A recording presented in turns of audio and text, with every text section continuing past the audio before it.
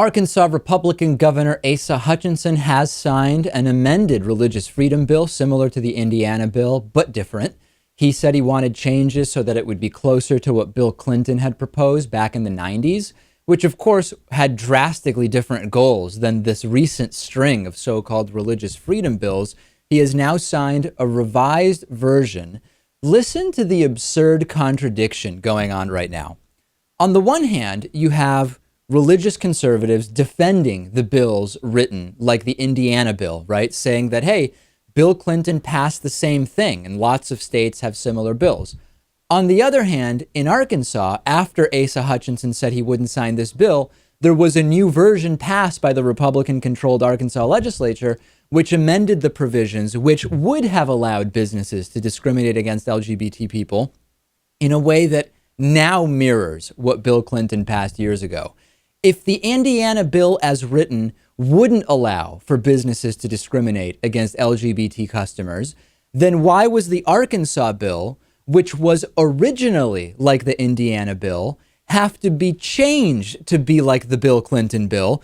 They would all be the same if we were to believe the original claims. That is true.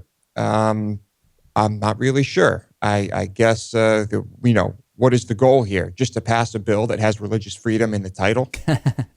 Yeah, I mean, I guess you're getting at whether there was political posturing here. And along those lines, there was one interesting thing that happened in a press conference that Asa Hutchinson gave explaining his opposition to the initial version of the bill.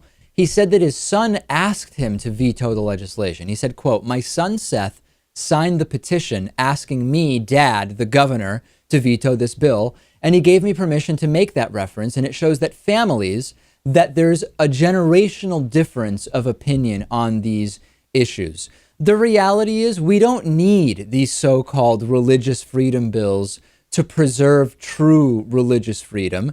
We don't need these so-called religious freedom bills to preserve so-called freedom of speech. The right-wing Christians seem to think that they need these bills because they've taken on this incredible, grotesque, actually, victim complex over the last 8 to 10 years. They're desperate for the government to force feed their particular religion to everyone and to legislate their religion. And that's what this is really about. Yeah, we have freedom of religion, and we also have freedom from religion. And particularly, as Bert Newborn told us yesterday, even if some of these right-wingers don't believe it. Right. And so, yeah, I think we obviously need to protect both of those things.